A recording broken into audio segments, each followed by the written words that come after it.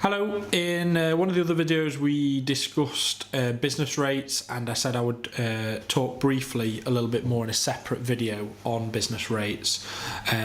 For those of you that are new to business rates and have no idea what they are, they're quite similar to council tax really. So for council tax you have every residential property in the country will pay some element of council tax. That might be based on where the property is and how big it is and how much it's worth. Business rates works in a similar area to that, so every commercial property will have a business rates figure attached to it, which is called the rateable value. This rateable value is set by the government.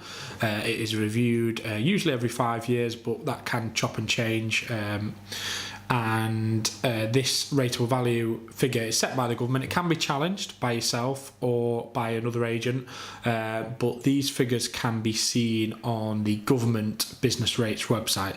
So one thing, if you have no idea about business rates, it'd be good to have a look at this business rates website. This is www.gov.uk/introduction-to-business-rates. But if you just Google business rates, this is usually the first link that comes up and gives you lots more information here into what business rates are, how they're calculated, but we wanted to give a very quick overview to say that business rates are like your council tax, but for commercial property.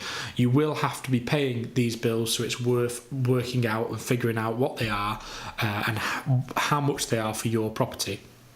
In very, very simplified terms, although it isn't quite as simple as this, most commercial premises, your business rates should be similar to the rent you're paying. Now, I caveat that with a lot of I'm saying in most and very broad brush. If it was as simple as that, I would love it, but it's not quite as simple as that. But that gives you some feel for what your business rates are. Now, each year the government comes out with a multiplier, which is what the actual rates that are payable is calculated off. Now, as a rule of thumb, over the last God knows how many years, this has been around about half. It's actually a bit less than half at the minute, but it's a good figure and easier to calculate than 43.27% of it, or whatever it is right now. It's just a half the rateable value to give you the rates that are actually payable. There's all sorts of government incentives for business rates relief, so you may hear about small business rates relief come in. If you have only one business premises and the rateable value is under 12,000, you should be eligible for full small business rates relief. Charities get some business rates relief. I think the standard this is 80%, but a lot of the councils do top that up to full 100% rates relief. But this will all be set out on the business rates website. There's also lots of other handy hints and tips on business rates. If you just Google business rates and have a quick look around, you will see loads of information.